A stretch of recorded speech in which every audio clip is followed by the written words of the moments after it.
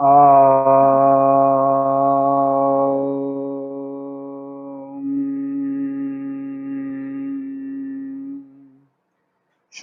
गुरु गणेशाभ्याम नमः।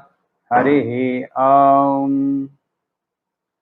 गीता स्वाध्याय 117वें सेशन में आपका स्वागत है। 117वां कल हो रहा था, मगर कल पावर के कारण हम लोगों को स्थगित करना पड़ा। और हम अभी अध्ययन कर रहे हैं चैप्टर 7 ज्ञान विज्ञान योग, और हमने 19वां श्लोक हम से शुरू करने वाले हैं।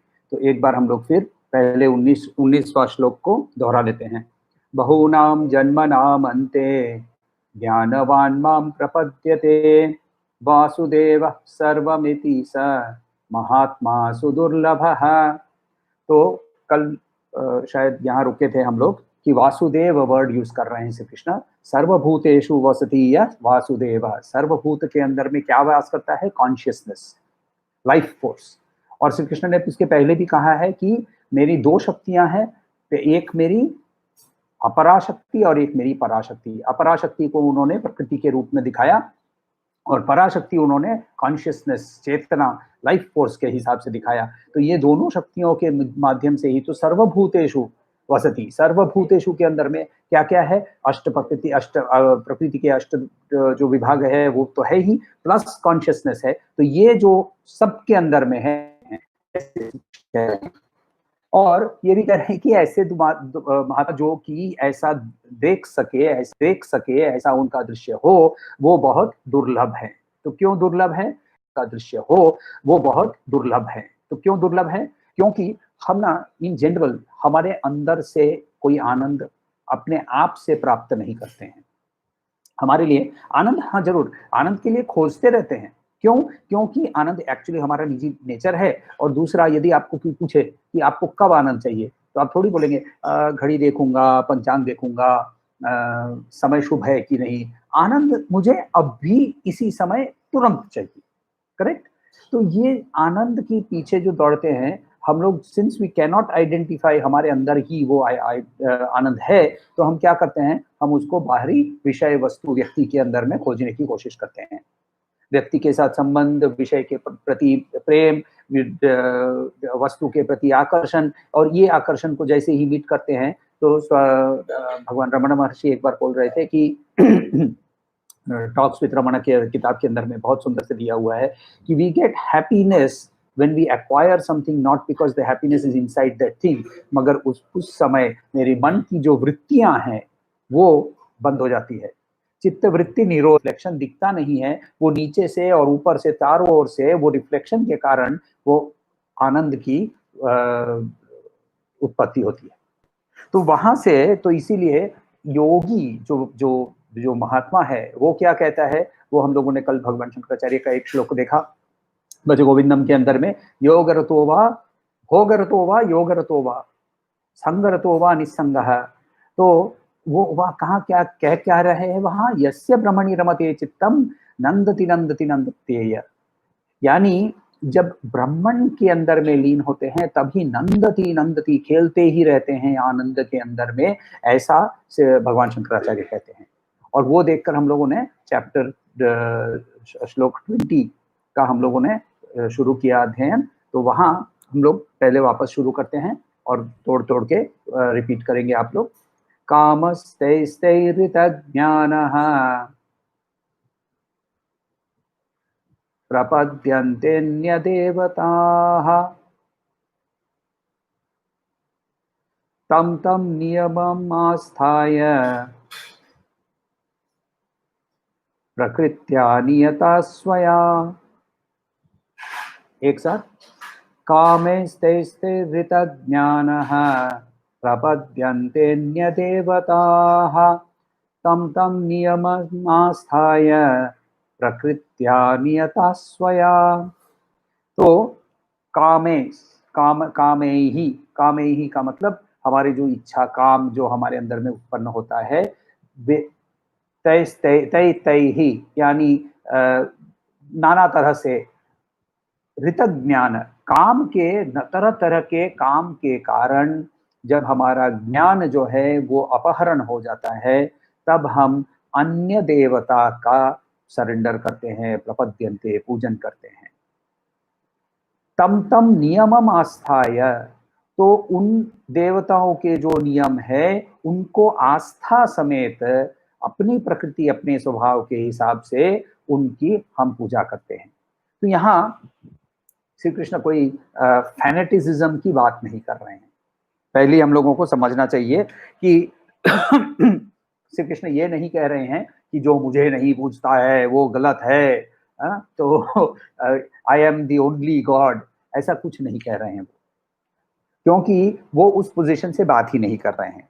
हमने वर्ड जो है देव वर्ड जो देखा था, इसका संस्कृत की बहुत पिक्यूलरिटी एक चीज है, भाई समझना बहुत इंटरेस्टिंग है कि Sanskrit that which is created, जो बनाया गया है, संस्कृत शायद एकमात्र विश्व में भाषा है जिसको ग्रामेरियंस, लॉजिशियंस, फिलोसोफर्स तीनों ने मिलकर बैठकर बनाया। ये मेरा अनुमान नहीं है, जिन लोग फिलोलॉजी लैंग्वेज स्टडी करते हैं वो बोलते हैं कि ये इट इज अ लैंग्वेज जिसके अंदर में फिलोसफी, ग्रामर, लॉजिक, इन तीनों और बहुत कुछ है उसके अंदर में, ये सब मिला के सोच सोच के इस लैंग्वेज को बनाया गया।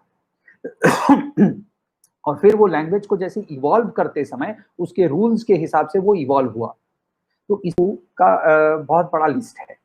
ये रूट वर्ड्स जो हैं इनके माध्यम से बहुत बड़ा लिस्ट है। ये रूट वर्ड्स जो हैं इनके माध्यम से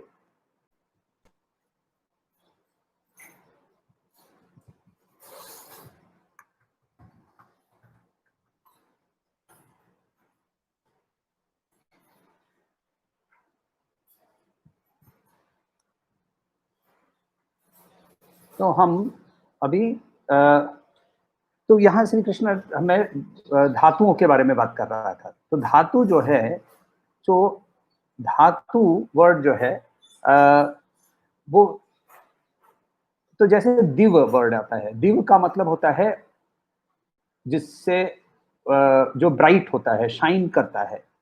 तो ब्राइट होता है, शाइन करता है, ऐसा यदि जो वर्ड है दिव, इससे वर्ड आता है देवता, इससे वर्ड आता है दिवाकर, राइट, दिवस। ये ऐसे जो वर्ड्स आते हैं, ये सारे वर्ड्स रूट वर्ड धातु दिव से आते हैं। ये जो बाहरी जगत है ये हमारे लिए विजिबल या एंगेज करने लायक कैसे होता है, क्योंकि वो हमारे लिए विजिबल इसीलिए है क्योंकि उसके अंदर में देवता दिव है, करेक्ट। तो इसीलिए जब श्री कृष्ण कहते हैं कि अन्य देवता, तो ये देवता जो वर्ड है वो वर्ड का मतलब होता है हमारे इंद्रिय, इंद्रिय के माध्यम से। तो यानी यहाँ क्या कह रहे हैं श्री कृष्ण, ये कहते हैं कि जो जिसका ज्ञान का अपहरण हो चुका है, जिसके ज्ञान का अपहरण हो जाने के कारण उसको वो इंद्रियों के पीछे दौड़ने लगता है, अन्य देवता। यहाँ जो देवता वर्ड है, यहाँ वो अन्य देवता का मतलब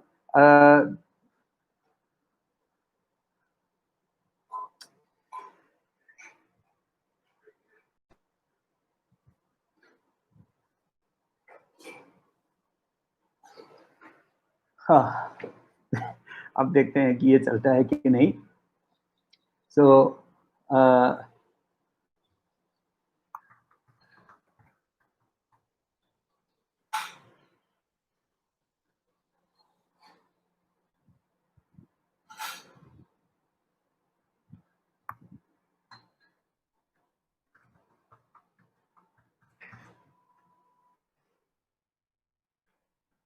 लिए लाइव स्ट्रीम का okay, so thank you. Chat box में मैसेज आ गया कि we are able to see and hear, thank you very much. तो अभी जो हर एक चीज का, यदि मुझे सामने ये जो लैपटॉप है, लैपटॉप मुझे दिख रहा है, तो इसका कारण ये एकमात्र हो सकता है कि मेरे सेंसेस उसके साथ एंगेज कर रहे हैं। तो ये जब एंगेज करने के लिए माध्यम क्या है, एंगेज करने का माध्यम है देवता।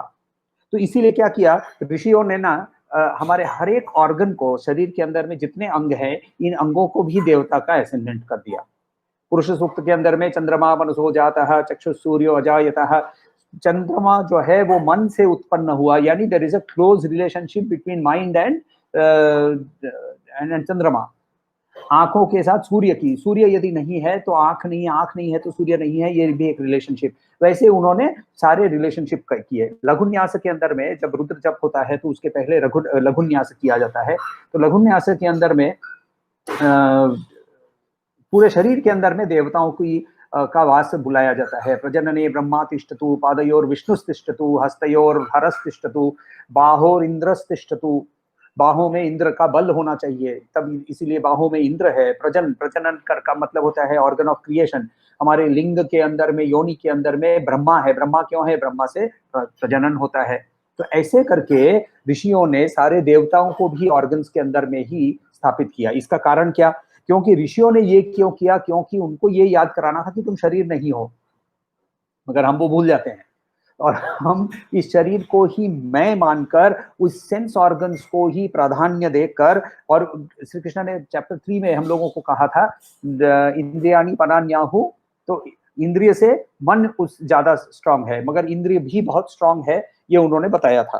तो इसीलिए हम क्या करते हैं, इन देवताओं की पूजन करना शुरू कर देते हैं। यानी इन देवता यानी इन सेंस ऑर्गन्स के प्रति जो हमारी आस्था बढ़ती जाती है, उसके प्रति हम और भी आगे धीरे धीरे धीरे धीरे उसकी ओर हमारी आस्था खींचते जाती है।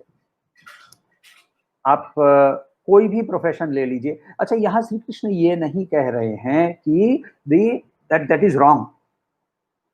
वहां भी उन्होंने एक बहुत इंपॉर्टेंट वर्ड यूज किया है कि वहां उनकी आस्था होनी चाहिए। तो अब देखिए, आचार यदि हर एक चीज के लिए एक रिचुअल बन जाता है और उसके सीरीज ऑफ एक्शंस बनते हैं। वो एक्शंस यदि सही से नहीं किए जाए तो रिजल्ट नहीं मिलता है। मन के अंदर में आचार खाने की इच्छा हुई, जीभ में पानी आ गया, खट्टा मीठा जो भी आपका टेस्ट है, आप गुजराती है तो मीठा आचार, साउथ से हैं तो तीखा आचार, जो भी आचार है, आचार का फ्लेवर आपके मुंह में आ गया। अचार का फ्लेवर आते ही, और जिन लोग ये फॉलो कर रहे हैं तो हम आश्चर्यचकित मत होइए कि रसगुल्ले से हम हट गए हैं, तो यहाँ रसगुल्ला वापस आ सकता है, कोई उसमें कोई प्रॉब्लम नहीं है। तो आचार के प्रति क्यों, मगर डिफरेंस इसीलिए है क्योंकि देखिए आचार बनाने में एक प्रोसेस होता है। तो आपको सही इंग्रेडिएंट्स लाने हैं, सही सब कुछ का ही प्रोसेस होता है, मगर आचार का प्रोसेस थोड़ा कॉम्प्लिकेटेड होता है। और उस प्रोसेस के अंदर में यदि थोड़ी सी भी त्रुटि हो जाए, आस्था के समेत, श्रद्धा के समेत धीरे धीरे वो पूरी प्रोसेस को फॉलो करना पड़ता है। फॉलो करने के लिए वहां श्री कृष्ण वर्ड यूज करते हैं, बोलते हैं तम तम नियमम आस्थाय। उस देवता की, उस सेंस ऑर्गन के पीछे भी जब तुम कुछ करना चाहते हो तो तुमको यदि उसका रिजल्ट चाहिए तो वो भी तुम्हें आस्था समेत करना पड़ेगा। वो ये नहीं कह रहे हैं कि तुम्हारा ज्ञान अपहरण हो गया है इसीलिए तुम गलत हो। तुम्हारा ज्ञान अपहरण हो गया है, इसके बहुत सारे कारण हो सकते हैं और वो कारण हम लोगों ने पहले भी देखे हैं। वो कारण के वश में आकर हमने, यदि हमारे ज्ञान का अपहरण हो गया है तो हम सेंस ऑर्गन्स, इंद्रियों के पीछे दौड़ने लगते हैं। देवता अन्य देवता। श्री कृष्ण क्या कहते हैं कि हमारे जो अपना ना गोल्स जो है, हमारे जो एक्चुअल गोल है, रियल लाइफ का रियल गोल जो है, मनुष्य जीवन का जो रियल गोल है, वो हम भूल जाते हैं। और बिकॉज हम वो गोल भूल जाते हैं तो हम अलग अलग डिफरेंट पॉइंट्स की ओर चलने लगते हैं। और ऐसा क्यों होता है? क्योंकि हमने जो उन्होंने प्रोसेस बताया ना, वो प्रोसेस नहीं फॉलो करते हैं। देखिए आचार के अंदर में बताया गया है कि मेथी को सेको, तो मगर मेथी को बिना सेके आप डालेंगे तो कड़वास आ जाएगी। और मगर आप यदि वहां मेथी को नहीं सेक कर काट डालेंगे तो कड़वा अचार कोई खाएगा भी नहीं। वैसे ही उस प्रोसेस को एकदम डिटेल्ड में हम फॉलो नहीं करते हैं। हम ना अपना उसमें, श्री कृष्ण ने बहुत साल पहले कहा था, श्री कृष्ण ने अर्जुन के लिए कहा था, श्री कृष्ण तो परमात्मा थे। तरह तरह की एक्सक्यूजेस लाकर हम अपनी बुद्धि जो कि सीमित है, इससे उस प्रोसेस के अंदर में घोल देते हैं। शुरू कहां से किया था? उन्होंने कहा था कर्म करो, उसमें कोई प्रॉब्लम नहीं है, कर्म को धर्म के साथ जोड़कर करो। वहां से कर्म योग की ओर जाओ, कर्म योग से कर्म संन्यास की ओर जाओ, कर्म संन्यास करते करते साथ में उपासना भी करना चालू करो। उपासना करते करते एक पॉइंट पे आओगे जबकि तुम्हारे अंदर में मुमुक्षुत्व जागेगा, तब तुम श्रवण मनन निधिध्यासन करो। ये तो प्रोसेस उन्होंने बताया हुआ है ना। मगर हम क्या करते हैं? हम वो फॉलो नहीं करते। क्यों नहीं करते हैं? अगेन वी गो बैक, वासना। तो वहां क्वेश्चन ये आ जाता है कि वासना इतनी स्ट्रांग है कि वो मेरे मन को कंट्रोल कर सकती है, या कि मैं मेरे मन से और मेरे बुद्धि से मेरी वासना को कंट्रोल कर सकता हूं। इसीलिए श्री कृष्ण ने वहां भी प्रोसेस हमें बताया, उपासना करने के लिए कैसे बैठना है, कैसे करना है, और जैसे धीरे धीरे धीरे धीरे मन को जोर करके नहीं, मन को खींच के धीरे धीरे फुसला के उसको कंट्रोल में लेना है। तो फिर अब श्री कृष्ण को हम लोग पूछें कि हे कृष्णा, तुमने तो कहा कि कामे स्थैर्यत ज्ञान प्रपद्यन्ते अन्य देवता, तो ये जो है, जो अन्य देवता की की पूजन कर रहे हैं, इनका क्या होगा? क्योंकि हम तो बाहरी दुनिया में बहुत सारे लोग देखते हैं, हम जेफ बेजोस देखते हैं, हम मुकेश भाई अंबानी को देखते हैं, हम लोगों को देखते हैं जो कि बहुत सक्सेसफुल, सो कॉल्ड सक्सेसफुल हुए हैं, मगर वो तो तुम्हारे पीछे तुम एक चित्त एक मन होकर तुम मेरे पीछे दौड़ो ये कहते हो, तो वो तो उनको करते हुए नहीं देखा है, तो फिर कैसे करके हम करें? तो वहां श्री कृष्ण क्या कह रहे हैं, वो एक्नॉलेज कर रहे हैं कि सब कोई निवृत्ति की ओर नहीं जाएगा, सब कोई प्रवृत्ति की ओर भी नहीं जाएगा। कुछ लोग प्रवृत्त होंगे और कुछ लोग निवृत्त होंगे। वृत्ति वर्ड हम लोगों ने देखा है मन के अंदर में वेव्स, निवृत्ति का मतलब मन के वेव्स को खत्म कर देना, प्रवृत्ति का मतलब होता है वृत्ति को, प्रकर्षेण वृत्ति क्या मतलब वृत्तियों को बढ़ाना। तो यहां क्या होता है, प्रकर्षण का मतलब होता है टू बी फिलिंग अप, वृत्ति का मतलब थॉट्स, तो प्रकर्षेण वृत्ति यानी उसके अंदर में थॉट्स भरते जाते हैं, भरते जाते हैं, भरते जाते हैं। कैसे? उसके मन में, ऐसे व्यक्ति के मन में जो कि प्रवृत्ति की ओर चल रहा है, उसके मन के अंदर में बहुत सारी वृत्तियां हैं। वृत्ति से क्या होता है? वृत्ति अकेला कुछ नहीं करता है। वृत्ति से क्या होता है? आचार की वृत्ति आई तो आचार बनने की प्रक्रिया, एक्शन आने लगते हैं, क्रिया शुरू हो जाती है। क्रिया से क्या होता है? क्रिया से फल मिलता है, फल से क्या होता है? फल की ओर आसक्ति होती है, फल की आसक्ति के कारण क्या होता है? और एक प्रवृत्ति। तो ये साइकिल जो है, ये साइकिल के अंदर में ये ऐसे लोग जो है वो दूसरे देवताओं की वर्शिप कर रहे हैं, पूजन कर रहे हैं, अन्य देवता प्रपद्यन्ते करके बैठे हुए हैं, क्योंकि देवता इंद्रिय है, ज्ञान इंद्रिय, कर्म इंद्रिय है। और ये श्री कृष्ण चैप्टर वर्स 21 में कहते हैं, वर्स 21 ले लीजिए, यो यो याम याम तनुन भक्तः श्रद्धयार्चितुम इच्छति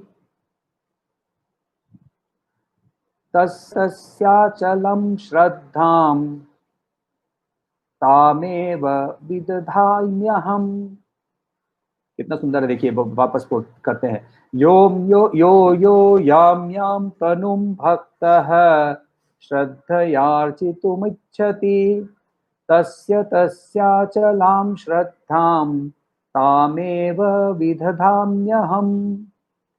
श्री कृष्ण कहते हैं कि श्रद्धा के साथ करना पड़ेगा, तुम जो भी करो, तुमको कुछ भी करने से मैं नहीं रोकता हूं, जो करोगे श्रद्धा युक्त करोगे, अचलाम श्रद्धा। हम लोगों ने कहावत सुनी होगी, वर्क इज वर्शिप। तो वर्क इज वर्शिप, वर्शिप का मतलब क्या? वर्शिप का मतलब होता है श्रद्धा, राइट? हम काम क्यों करते हैं? क्योंकि हमारे अंदर में एक इच्छा उत्पत्ति होती है, और जब वो इच्छा के प्रति हम काम करते हैं, कार्य करते हैं, और उसके प्रति हमारे कोई श्रद्धा नहीं होती है, तो वो काम कैसा बनेगा वो आप खुद ही अपने लाइफ में, आपके खुद के एक्सपीरियंसेस से आपने देखा होगा।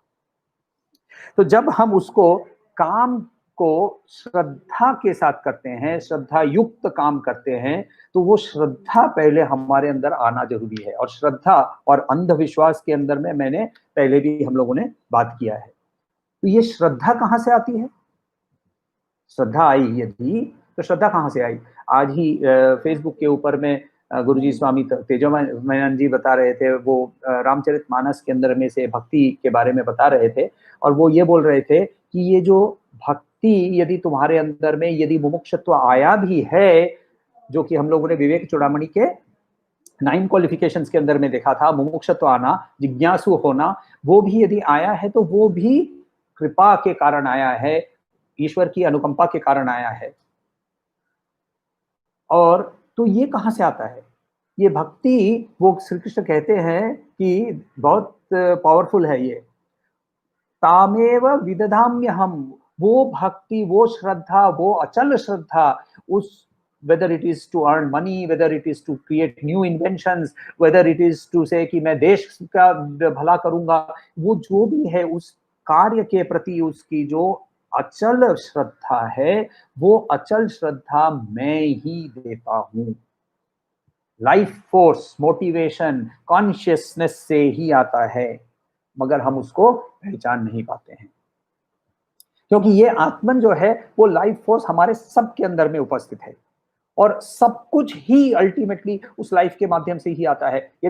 यदि आज को जेफ बेजोस के अंदर में, प्राइम मिनिस्टर नरेंद्र मोदी जी के अंदर में लाइफ फोर्स ही ना हो, तो कौन सा देशभक्ति, कौन सा गूगल? क्योंकि देखिए, एक्चुअली हमारे सनातन धर्म में एक विश्वास की बात है, ये विश्वास की बात है, मगर ये विश्वास लॉजिकली कैसा होता है, देखिए, तो हम प्रैक्टिकल भी देख सकते हैं। ये कहते हैं कि जिस मंदिर में लोग ज्यादा जाते हैं, जिस मंदिर में भक्त ज्यादा उपासना करते हैं, वो मंदिर अपने आप पावरफुल होने लगता है, और जब वो पावरफुल होता है तो वो वापस उसकी चीज को रिफ्लेक्शन करते रहता है। तो ये साइकिल जो है, वर्चुअस साइकिल जो है, वो वहां से वैसे बनता है। ये अंधविश्वास लगता है, मगर let us translate this into the commercial world. आज को दुनिया में सबसे पावरफुल कंपनी कौन सी है? मैं सबसे रिच या सबसे बड़ी ऐसा नहीं पूछ रहा हूं, सबसे पावरफुल कंपनी कौन सी है? मेरे मत से, ने मताम श्री कृष्ण की भाषा में it is Google. Google information collect करता है, इंफॉर्मेशन कंट्रोल करता है, इंफॉर्मेशन का फ्लो कंट्रोल करता है, और उसके बेसिस पे सबसे पावरफुल है। ये पावरफुल क्यों बना? आपने, मैंने बनाया, हमने जाकर उसको यूज किया। आज न्यूज़पेपर में या पता नहीं कहाँ, कोई भी सोशल मीडिया में मैं देख रहा था कि केबीसी और कपिल शर्मा के शो का टीआरपी 1.4 पे आ गया है। 1.4 उसे फ्लॉप कहा जाता है। ये फ्लॉप कैसे हो गया?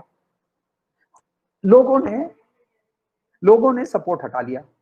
तो जब सपोर्ट हट जाता है जिस चीज से, वो चीज पावरफुल कम हो जाती है। कोई मूवी स्टार का भी पॉपुलैरिटी और नॉन पॉपुलैरिटी और अनपॉपुलैरिटी, ये भी जो साइकिल होता है, ये कहां से आता है? It is from the faith of the individuals. ये फेथ को क्या सस्टेन करता है? सर्विस। आज को गूगल की सर्विस यदि खराब हो जाती है, या जो कपिल शर्मा के जोक्स हैं वो पसंद होना बंद हो जाता है, तो ऑटोमेटिकली वहां से फॉल हो जाता है। वैसे ही जैसे हम इसके बारे में बात कर रहे हैं, वैसे ही यदि हमारे किसी भी एफर्ट के अंदर में यदि उसे हम उसके अंदर में फेथ के साथ करते हैं, ऑब्वियसली हमारे कोई इच्छा होती है, उसके कारण शुरू करते हैं, मगर उसके फेथ के कारण उसको सस्टेन करते हैं, तो वो सस्टेन करने पर हमें उसी का रिफ्लेक्शन वापस मिलता है। उसी का रिफ्लेक्शन कहां से मिलता है? आत्मन से मिलता है, ईश्वर से मिलता है।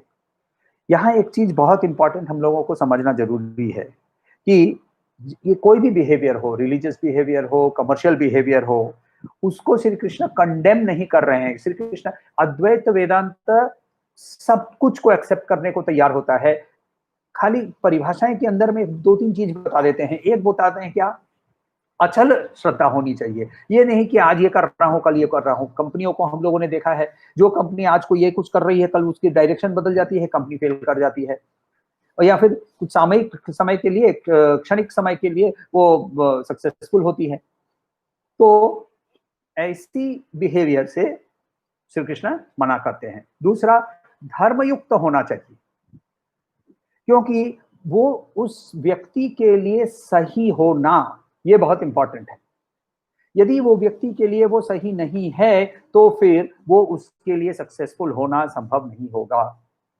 कमर्शियल वर्ल्ड के अंदर में हम लोगों ने बहुत सारे एग्जाम्पल्स ऐसे देखे हैं जहां व्यक्ति जो है, जो जो लीडर है, वो जब कंपनी सेटअप कर रहा है, वो उसको बोलता है अरे नहीं आजकल ना रियल एस्टेट में बहुत पैसा है। अच्छा, उसको रियल एस्टेट के प्रति कोई इंटरेस्ट नहीं है, उसको पैसे के प्रति इंटरेस्ट है, और वो यदि रियल एस्टेट को माध्यम बनाकर पैसे कमाने के लिए दौड़ने लगता है, वो फेल कर जाता है। क्यों? क्योंकि उसकी 100% एफर्ट रिजल्ट पे है, मगर मीन्स पे नहीं है, डायरेक्शन पे नहीं है। श्रेयस की बात से हम कभी भी दूर नहीं जा रहे हैं, प्रेयस की ओर जाने के लिए कहीं प्रोत्साहित नहीं कर रहे हैं, मगर जैसे जैसे आदमी ग्रो करता है वैसे वैसे उसके अंदर में उसकी जो प्रवृत्तियां हैं वो भी धीरे धीरे निवृत्ति की ओर जाएगी ही। ये श्री कृष्ण ने भी हम लोगों को पहले बताया है।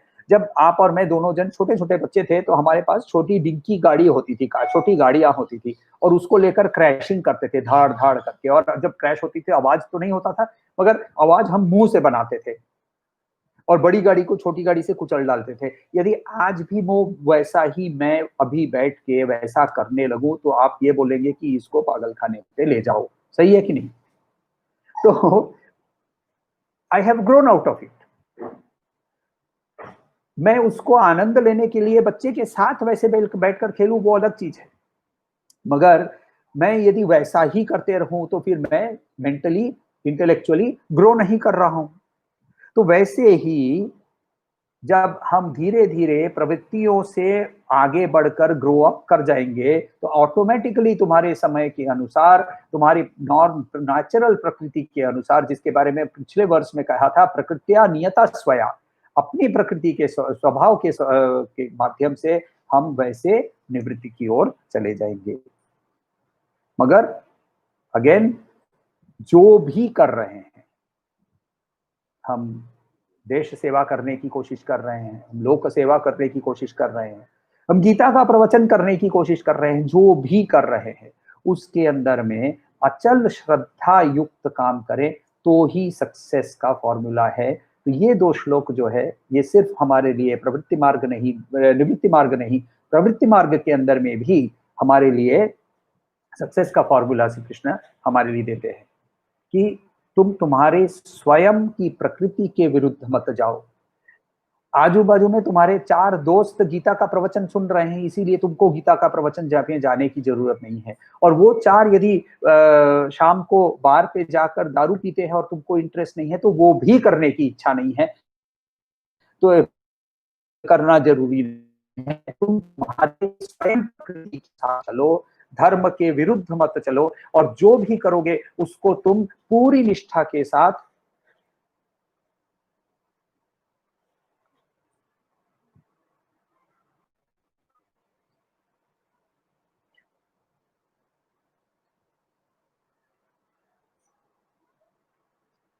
पूरी निष्ठा के साथ, अचल श्रद्धा के साथ, विदाउट वेवरिंग वाली श्रद्धा के साथ, उसको श्रद्धा वर्ड यूज किया है, अंधविश्वास नहीं, श्रद्धा का क्या एक क्वेश्चनिंग श्रद्धा के अंदर में निहित होता है, और वैसे करके आगे बढ़ो तो फिर तुमको जरूर रिजल्ट्स डेफिनेटली मिलेंगे। तो प्रवृत्ति मार्ग हो या निवृत्ति मार्ग हो, दोनों के लिए ये 2 श्लोक हमारे लिए श्री कृष्ण ने बहुत इंपॉर्टेंट श्लोक हमारे लिए यहाँ छोड़े हैं। प्रश्न हो तो पूछिएगा।